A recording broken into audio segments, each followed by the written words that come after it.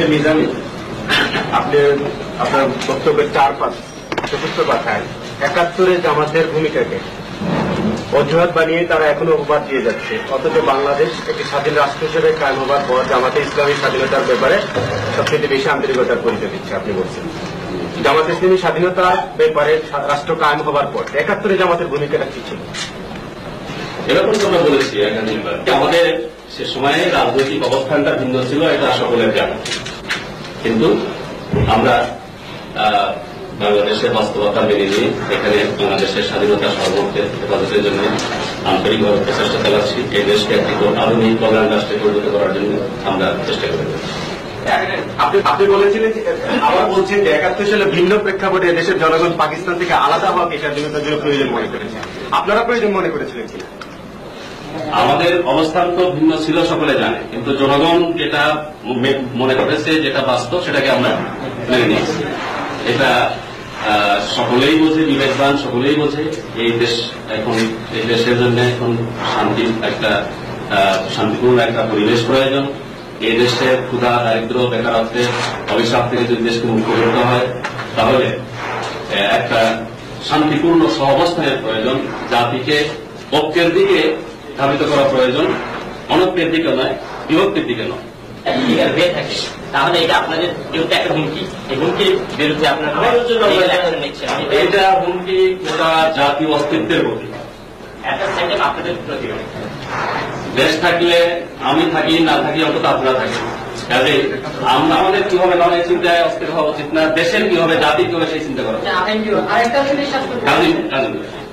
আরেকটা জিনিস বলেছেন যে স্বাধীনতার পর এখন স্বাধীনতার পক্ষ বিপক্ষ শক্তি কোন প্রশ্নই আসে পৃথিবীর বিভিন্ন দেশে যখন স্বাধীন হওয়ার পরে পক্ষ বিপক্ষের শক্তি বলে একটা কথা এক্সাম্পল দেন, একটা বলেন না না, একটা এক্সাম্পল দেন আপনি এবং বলুন না না কথা বুঝতে হবে না। আপনি একটা এক্সাম্পল দেন যে পৃথিবীর কোন দেশে দেশ স্বাধীন হবার পর এইভাবে স্বাধীনতার পক্ষ এবং বিপক্ষের কথা বলে বছরের পর বছর রাজনীতি করা হয়েছে। একটা এক্সাম্পল দেবেন, একটা এক্সাম্পল নাম বলেন।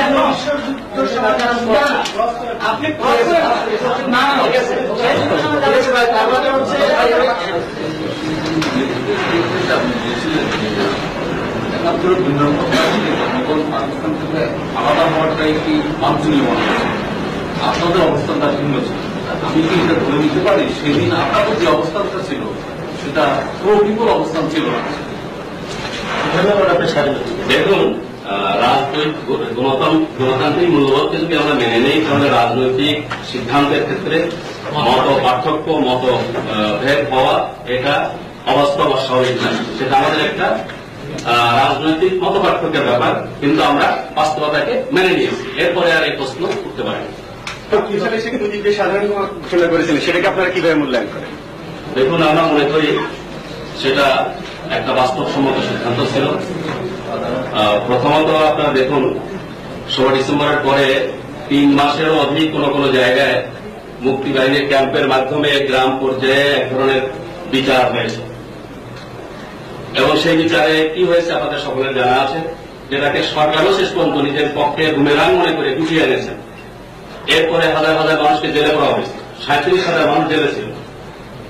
অ্যামনেস্টি ইন্টারন্যাশনালের রিপোর্ট অনুযায়ী তার মধ্য থেকে মাত্র 4,000 লোকের বিরুদ্ধে কেস আনা হয়েছিল, তাও তার মেরিট বিচার ছাড়া। এই পর্যায়ে অ্যামনেস্টি ইন্টারন্যাশনালের পক্ষ থেকেও প্রেশার ছিল। আমাদের দেশের কয়েকজন প্রবীণ সুতারা হুজুরে নেই, আবুল মনসুর মরহুম, এরপরে অধ্যাপক আবুল ফজল, এদের পক্ষ থেকেও সরকারকে পরামর্শ দেওয়া হচ্ছিল। সেই আলোকে সাধারণ ক্ষমা ঘোষণা করা হয়েছিল, এবং সেখানে 4টি সুনির্দিষ্ট অভিযোগে যারা অভিযুক্ত তাদেরকে জেনারেল অ্যামনেস্টির বাইরে রাখা হয়েছে। আপনাদের পরিষ্কার জানা আছে, পার্লামেন্টও আওয়ামী লীগের সদস্যরা বলেছেন, হত্যা, ধর্ষণ, লুণ্ঠন, অগ্নিসংযোগ। আমরা পরিষ্কার বলতে চাই, এই 4টি স্পেসিফিক অভিযোগে আমাদের কাউকে অভিযুক্ত করা তাদের পক্ষে সম্ভব হয়। 3.5 বছর ক্ষমতায় থাকা অবস্থায় তারা বহুভাবে ট্রাই করেছে, কিন্তু কোন অবস্থায় আমাদের কারো বিরুদ্ধে এই সুনির্দিষ্ট অভিযোগ আনতে পারে। অনেক বছরের বিষয় আছে, প্রতিবাদ হয়েছে, মাঝে মধ্যে প্রতিবাদ হয়েছে, কিন্তু বর্তমান অবস্থাটা আমি ছিল উনাকে যখন জামাত ইসলামের আমির করা হলো তার প্রেক্ষাপটে আপনি বলছেন যে দেশের সার্বিক স্বার্থে সবকিছু বিবেচনা করতে হবে। আমার প্রশ্নটা হল যে যদি পরিস্থিতি হয় গোলাম আজম সাহেবকে জামাতের আমির থেকে সরাই দেওয়া হয় তাহলে পরিস্থিতি শান্ত হবে, তাহলে তো আপনারা করবেন। আমাদের অভিজ্ঞতা একটা মত, গোলাম আজম সাহেবের ব্যাপারে আজকে আপনারা হয়তো শুনছেন যে ৭১ অভিযোগ আনা হচ্ছে। আমি আপনাদের কাছে জানতে চাই ৭০-এর আগে কোন ৭১ ছিল? ৭০-এর আগে কোন ৭১ ছিল না। তখন গোলাম আজম সাহেব ভাষা সৈনিক হিসেবে পরিচিত ছিলেন। ৫০-এর দশকের ৬০-এর দশকের সকল গণতান্ত্রিক আন্দোলনের প্রথম সারির নেতা হিসেবে স্বীকৃত পরিচিত ছিলেন। এরপরে ৭০-এর নির্বাচনী অভিযানে যখন তিনি নেমেছেন তার মিটিং এ বাধা দেওয়া হয়নি, তার প্রমাণ আরো বহু প্রমাণ আছে। ১৯৮৮-তে সাইদি সাহেবের তফসিল মাহফিলে বন্ধ বাধা শুরু হল। কি জন্য? তিনি ওয়াজ করতে করতে জনগণের মধ্যে জনপ্রিয় হয়ে গেছে। জামাত ইসলামী বা ইসলাম যেটা থাকে, আপনারা দেখেন যারা গোলাম আজম সাহেব ইস্যু বানিয়েছে তারা কবিতা উৎসব করতে গিয়ে বলছে কবিতা উঠবে মৌলবাদ। জাদুঘরে শান্তি সম্মেলন হয়েছে, সেখানে আসছে মৌলবাদ। অতএব এটা ব্যক্তি গোলাম আজম এখানে টার্গেট না, যারা এটা করছেন তাদের টার্গেট ইসলাম। ইসলামকে তারা মৌলবাদ সাম্প্রদায়িকতা নামে আখ্যায়িত করে ইসলামের পথকে এখানে তারা রুদ্ধ করতে চান। ইসলামের পথে জনগণের যে একটা বাঁধ ভাঙা জোয়ার সৃষ্টি হওয়ার পরিবেশ সৃষ্টি হচ্ছে, এটাকে তারা রুখতে চান। সেই ষড়যন্ত্রের অংশ এটা মনে হয়। আপনি বললেন জামাত ইসলাম এবং ইসলামকে টার্গেট করা হয়েছে, জামাত ইসলাম এবং ইসলামকে সমর্থক কিনা আপনি কি তাই বলতে চাচ্ছেন? আমরা এটা মনে করি না, কিন্তু যারা মৌলবাদ যখন বলে তখন শুধু জামাত ইসলামীকে ধরে না, ইসলামের কথা বলে যিনি পটেনশিয়াল লিডার হিসেবে সামনে আসবেন তাকে তারা এট প্রেজেন্ট বাংলাদেশে জামাত ইসলামী ইসলাম প্রতিষ্ঠার ক্ষেত্রে পটেনশিয়াল একটা পার্টি। গোলাম আজম সাহেবের লিডারশিপ সারা বিশ্বে পরিচিত একটা পটেনশিয়াল লিডারশিপ, সেজন্যই তারা টার্গেট করেছে। আর জিদের ব্যাপারটা তো আমাদের কাছে পরিষ্কার, সেখানে তো গোলাম আজম নাই। জনগণের দ্বারা নির্বাচিত একটি দল ক্ষমতায় যাচ্ছিল এবং তাদেরকে রক্ষা হচ্ছে মৌলবাদী বলি সামরিক শাসন গণতন্ত্র রক্ষা করা, সামরিক শাসনের গণতন্ত্র রক্ষা করছে। আর সেখানে আমাদের দেশে করা হচ্ছে যে যারা এই সালভেশন ফ্রন্টকে ঠেকাচ্ছে তারা হলো গণতন্ত্রী, আর বাকি হলে মৌলবাদী। মানে সেখানে গণতন্ত্রী আর মৌলবাদীর সংখ্যা, অথচ সেখানে দেখা যাচ্ছে, তাহলে দেখা যাচ্ছে যে বিষয়টা আসলে মূলটা হচ্ছে আদর্শ ইসলাম। এক এক জায়গায় এক একটা কৌশল তারা বলে গোলাম আজম এবং জামাত ইসলামের বিরুদ্ধে যাদের কলম সোচ্চার, যাদের মুখ সোচ্চার, তারা কিন্তু আলজেরিয়ার বিরুদ্ধেও সোচ্চার, আলজেরিয়ার ইসলামিক সালভেশন ফ্রন্টের বিরুদ্ধেও সোচ্চার। কাজেই এখান থেকেই বুঝতে হবে আসল রহস্যটা কোথায়। বাংলাদেশে জামাত ইসলামের যে রাজনীতি ইসলামকে যে আলজেরিয়া সালভেশন ফ্রন্ট একইভাবে করছেন আপনাদের এখানকার প্রতিবেশ সালভেশন ফ্রন্ট। আমরা সেটা বলতে চাচ্ছি না, আমরা যেটা বলতে চাচ্ছি যে আমাদের বিরুদ্ধে যে বন্ধুরা কথা বলছেন তারা আলজেরিয়ার ইসলামী জামাতের বিরুদ্ধে কথা বলছেন। আমি যেটা বলছি আমাদের ব্যাপারে এখানে তাদের সম্পর্কে যে কথাবার্তা বলা হচ্ছে যে তারা এসে আলজেরিয়া ইসলাম প্রতিষ্ঠা করবেন এরকম ধারণা এবং বিশ্বাস এই মুহূর্তে তারা খুব একটা নিজের এবার আপনাদের কথাবার্তা থেকে যেটা আমি বুঝছি যে ইসলামিক সালভেশন সেখানে ইসলাম প্রতিষ্ঠা করবে, এটাকে আপনারা মনে করছেন?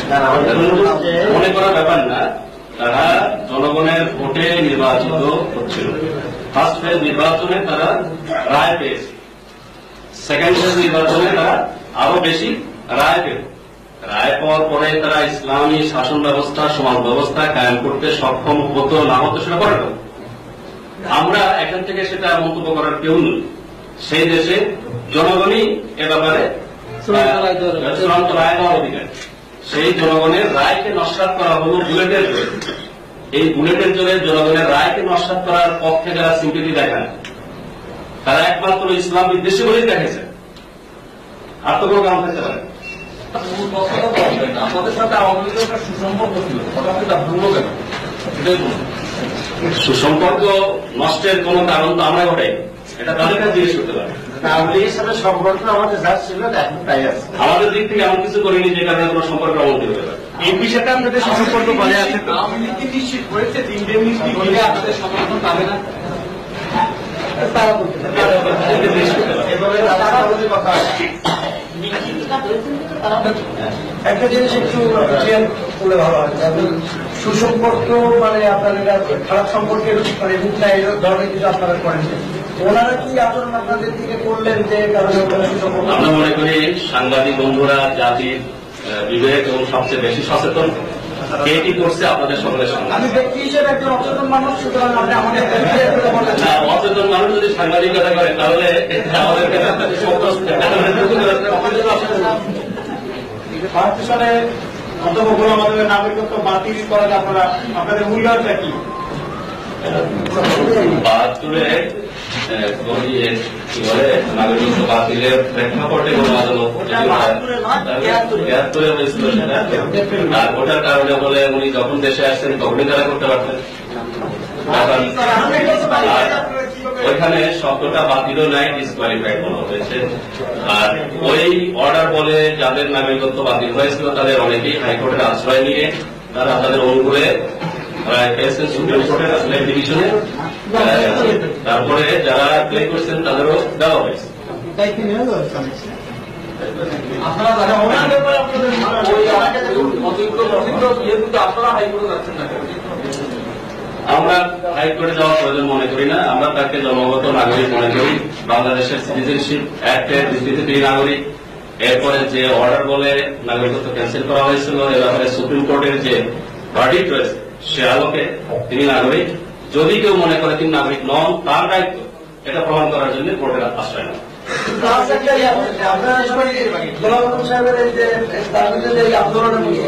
বিদেশি শক্তি জড়িত আসলে মনে দেশবাসীকে সব ব্যাপারে তথ্য দেওয়ার দায়িত্ব সাংবাদিক বন্ধুদের।